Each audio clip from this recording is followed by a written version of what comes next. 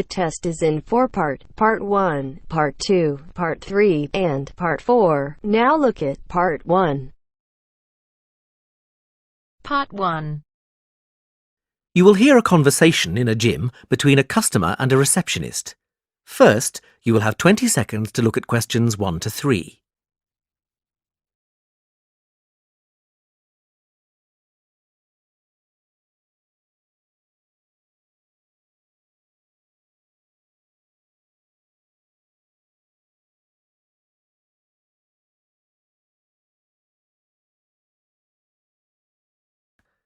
Now we shall begin. You should answer the questions as you listen, because you will not hear the recording a second time. Listen carefully and answer questions 1 to 3. Hello, and welcome to Smith's Gym. Hi there. I'd like to become a member. Yes, of course. We just need to fill out a couple of forms, and then I can show you around the gym. That would be great. Let's start with the membership form. Can I have your name, please? Yes, sure. Brad Simmons. Is that Simmons with a D or without? Without. SIMMONS. Got it. And can I take a contact number, please? Yes, sure. It's 04983 55521.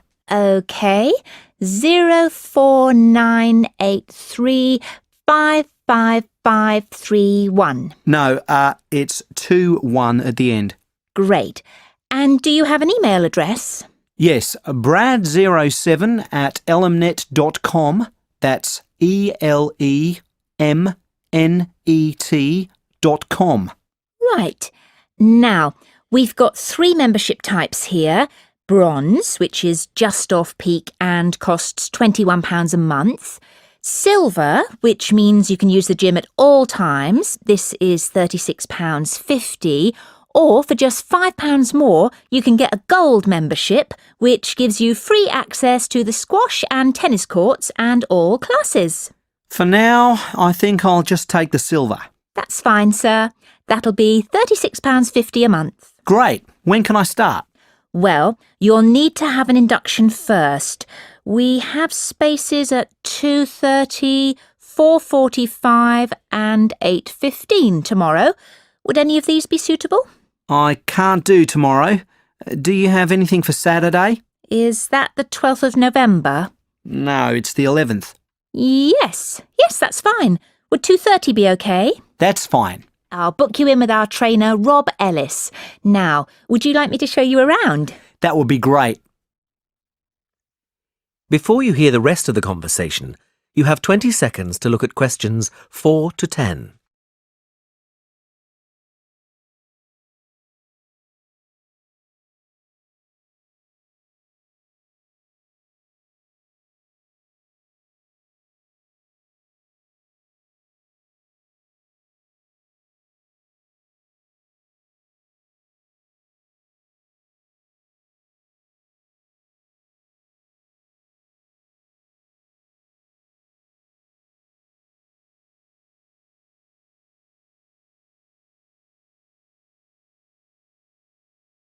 Now listen and answer questions 4 to 10.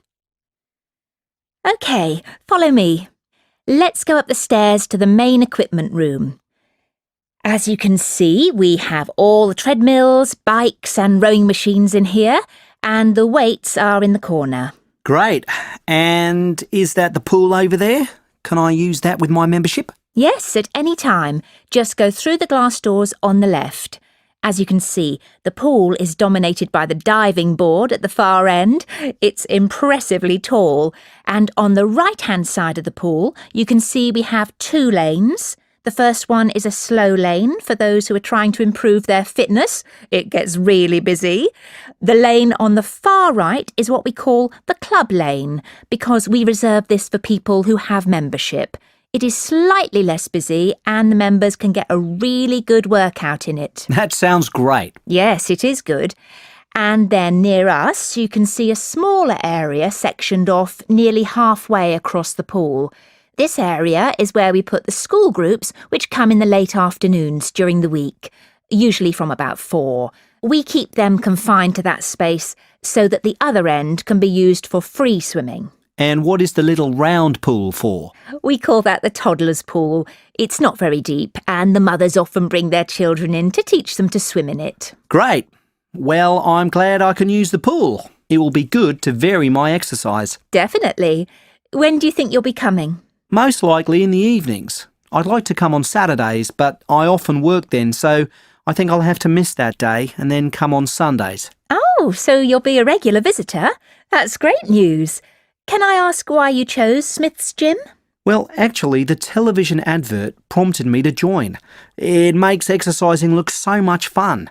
I always thought going to the gym would be monotonous. No, not at all. It can be a lot of fun. My aim is to reach my optimum fitness. At the moment, I think I'm a bit unhealthy, so I'd like to change that. Well, give it some time and I'm sure you will. Now, shall we go back and complete the payment details?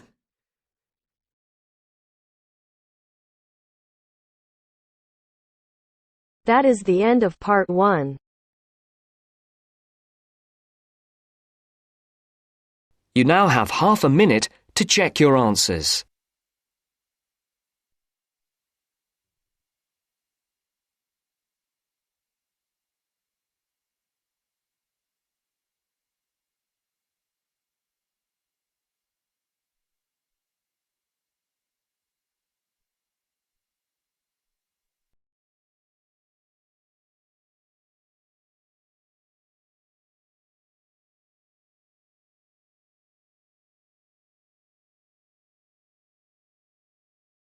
Now turns to part 2.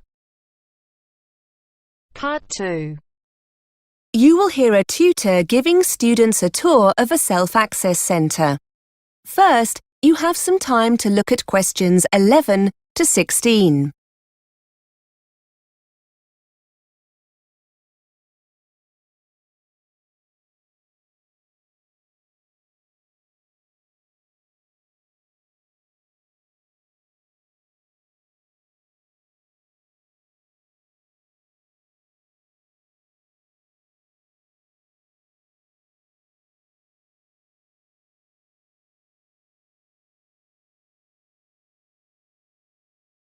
Now listen and answer questions 11 to 16. OK, so here we are on the first floor. The self-access centre is just along here on the left. This room's very popular with students and can get quite busy.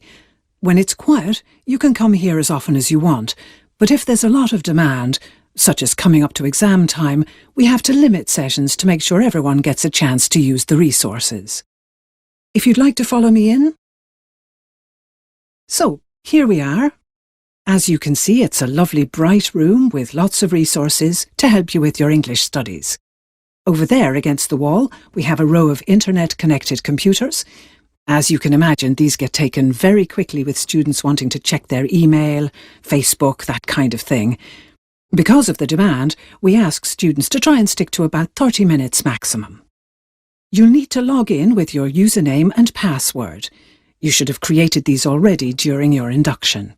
Please do not share your details with anyone else, and please make sure you read our policy on using the internet. I mentioned the help desk earlier, and that's it over there, just past the computers in the corner. There are usually 2 members of staff available to help you, and these will often be teachers, so if you have any language questions, that's where you can go. Now, over there you can see the reference section. You'll find dictionaries, exam practice tests, vocabulary and grammar books. I should point out that these books are for reference only, and we don't offer a loan service. We are allowed to make photocopies of 1 or 2 pages, so if there's an exercise you need a copy of, ask the staff to help. Now, these computers on the oval table here, they're our high-spec PCs. You'll find programs to help you with your English, but also opportunities to practice other languages, such as Spanish, Chinese, German, several languages in fact. Some of them require a CD-ROM. You can collect them from the help desk. By the way, there's no internet connection on these computers, nor any office software for the time being. If you want to do any word processing, you'll need to use one of the laptops we keep for this purpose. Again, see the staff if you need one of these. Before you hear the rest of the tour, you have some time to look at questions 17 to 20.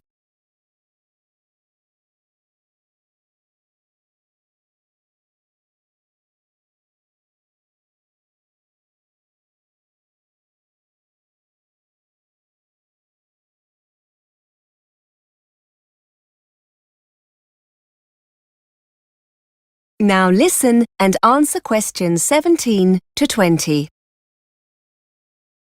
Some of you were asking earlier about extra listening practice, and these small rooms here are dedicated language labs. If you want to use this resource, see a member of staff to buy a set of headphones. And finally, here on the left, we have 2 stands with our large collection of readers. These are simplified novels by well-known British authors like Charlotte Bronte, Charles Dickens and Shakespeare. The books are graded, and you'll find lots that will be appropriate to your level. Unlike the reference books, you can take these readers home and keep them for up to 14 days. I think that's everything.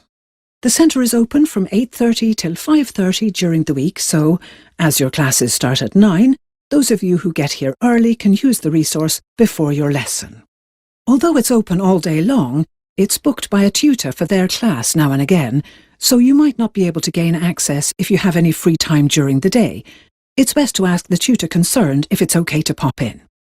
Oh, and it's open on Saturday as well, just for a few hours, from 10 till 1.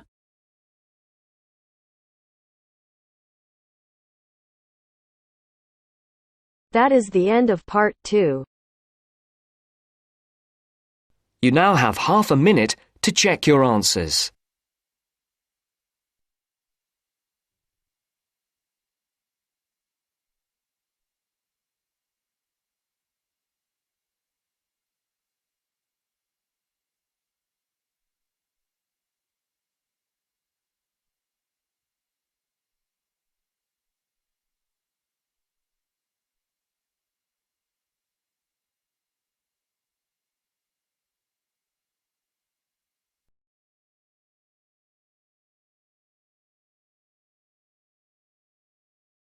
Now turns to part 3.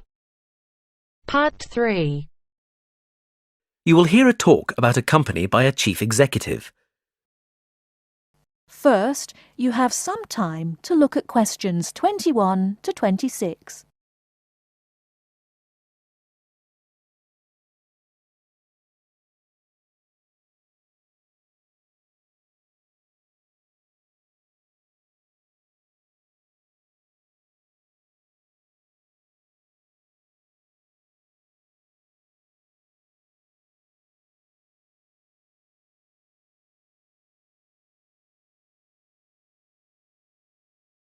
Now listen carefully and answer questions 21 to 26. I'd like to start by welcoming everyone to our annual meeting and thanking you all for your hard work. It's been a great year for us in terms of expansion and optimising business opportunities, and I'm pleased to say that Benchmark Consulting is a thriving, successful company. I'd like to take this opportunity to give you an overview of where the company began and where we'll be going in the next 10 years. For those of you who've been with the company since the start, sorry if you already know all this, but we have so many new staff members that I thought it would be worth filling in some background information. Benchmark Consulting was set up in 2000 by James Cox, a local entrepreneur who opened the first office in Melbourne. His real achievement was to create a new consultancy system which enabled clients to see which of the key areas of their business needed strengthening. James was incredibly successful with his system and started the company off on a journey of expansion. He retired in 2006 and was succeeded by Fred Montgomery. Fred shared James's views on consulting and continued the expansion. He increased revenue to $5 million and opened a new office in Perth. Soon the Benchmark Consulting system had become just that, the benchmark for many other consulting firms, and Fred took the opportunity to sell Benchmark for $10 million in 2008. Our new owners are, as you know, TFB Group Limited, and their investment has allowed us to build our brand new headquarters here in Sydney.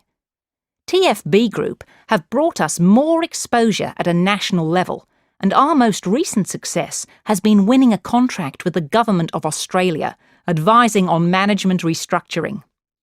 Now, we ourselves have done a little reorganisation over the last year to maximise our productivity. We've thought long and hard about the best location for the marketing department, as this is the key to facilitating our future business.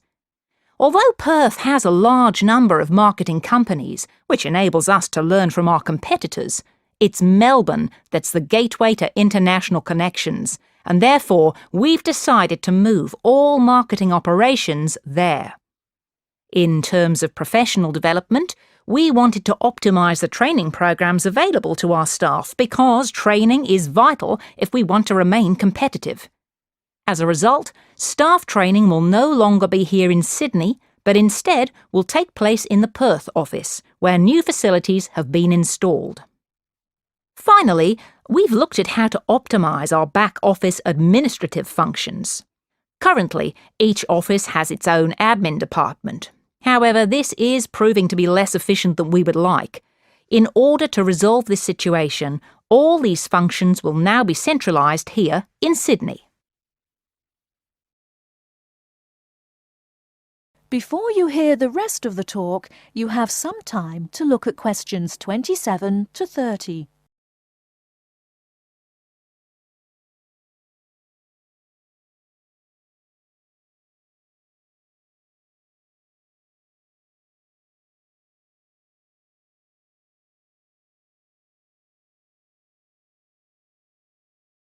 Now listen and answer questions 27 to 30.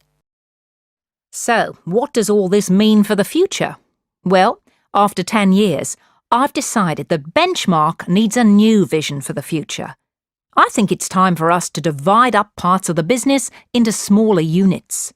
Therefore, over the next 5 years, I aim to set up 2 small subsidiary companies in order to focus on international expansion in Europe and Asia. There are many organisations in emerging markets which could benefit from our experience and skills. Which leads me to the next point for future development, that of increasing our workforce. It's become clear that all our departments are understaffed, so we'll be taking on more employees over the next year. And the really good news is that to make us a desirable employer, all positions, current and future, will receive a salary increase of 10%. Lastly, I know that some people are worried about the financial aspects of having to move to another city as part of the restructure. So Benchmark will be providing a relocation package to all employees thus affected. This is because we would like you all to remain with the company for the foreseeable future. That is the end of part 3. You now have half a minute to check your answers.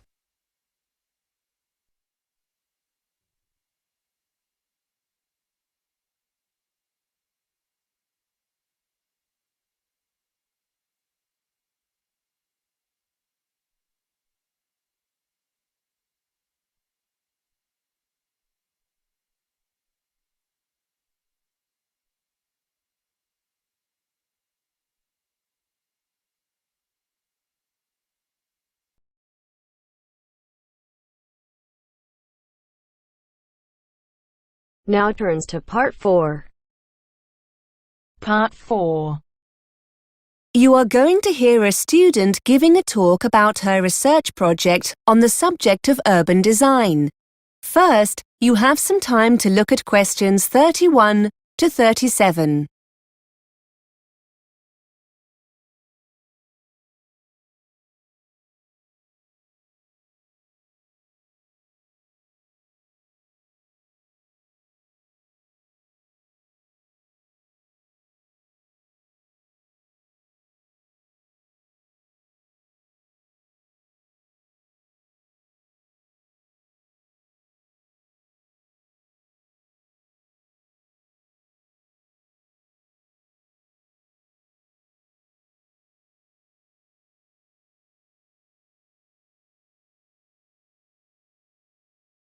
Now listen and answer questions 31 to 37.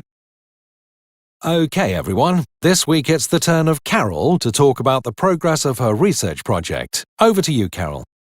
Thanks. Yes, hello everybody. I'm going to talk about something called shared space and the research I'm in the process of carrying out into people's attitudes to this, as it might affect them in their local community. First, I'd best explain what shared space is. In essence, shared space is an approach to urban design that attempts to open up main street junctions more to pedestrians by reducing the dominance of motor vehicles. It's a form of planning associated with a Dutch road traffic engineer called Hans Monderman, who believed that, by sharing the space available, drivers become more aware of pedestrians and drive more carefully. Pedestrians are able to move more freely in this shared space, and the number of accidents is reduced. Shared space design is usually employed in urban centers where pedestrians congregate, such as in shopping areas.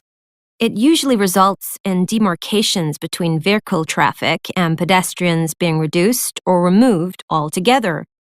This includes features like curbs, road surface markings, and traffic signs. There are many examples of shared space in operation abroad and in the UK, for example in Kensington High Street in London and Giles Circus in Ipswich.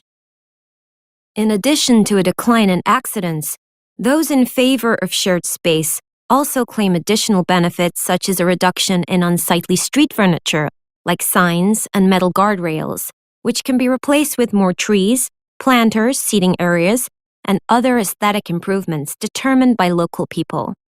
With these urban centers easier to get around in, supporters claim that people are more inclined to shop there, and, as a consequence, the center can become a more thriving area for local people and businesses. Here are some before and after photographs of shared space developments to give you an idea of what it looks like. Despite all its advantages, shared space is opposed by various interest groups. Some motorist organizations claim that the system means drivers lose important information through the reduction of signage.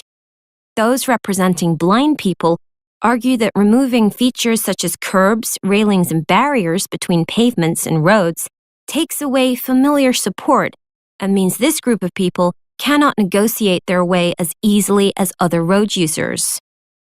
Cyclist representatives have also criticized some aspects of the scheme, arguing that, despite benefits, some cyclists feel more bullied by motorists and consequently less safe. Supporters of shared space themselves also point out that a lack of experience and understanding of shared space by planners can lead to negative experiences for all these groups. Before you hear more of the talk, you have some time to look at questions 38 to 40.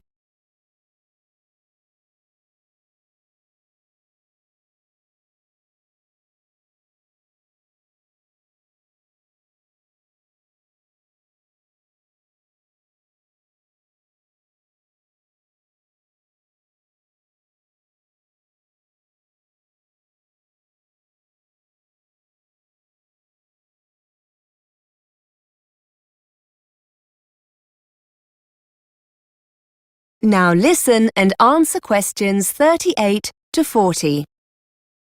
To carry out my research, I approached a local campaigning group in my area who were interested in adopting shared space in our local shopping center. I discovered that they were very keen to get feedback from local residents on shared space, and because of the experience I'd gained in research methods, they were keen for me to construct a questionnaire for them. The focus group have a website and an active social media presence, and they decided that the questionnaire will be available as an online survey. Hard copy questionnaires will also be used for face-to-face interviews. There are plans to leave paper questionnaires in the local library, but this is still under discussion. Interviews using the questionnaires will be carried out with pedestrians in the area itself. The group don't have the resources to deliver additional questionnaires to the homes of local residents, so this option was dropped. We have met on several occasions to agree on the data the focus group need. I've pointed out that if they want valid results, the questions must be totally unbiased and not in any way loaded to encourage participants to give the preferred answer. Also, we mustn't assume that participants have sufficient information to answer these questions. We're currently looking into how we can best present the concept of shared space during interviews. I've designed some of the questionnaire, and I'd just like to spend a few minutes going through it with you. I'd be grateful for any feedback you have.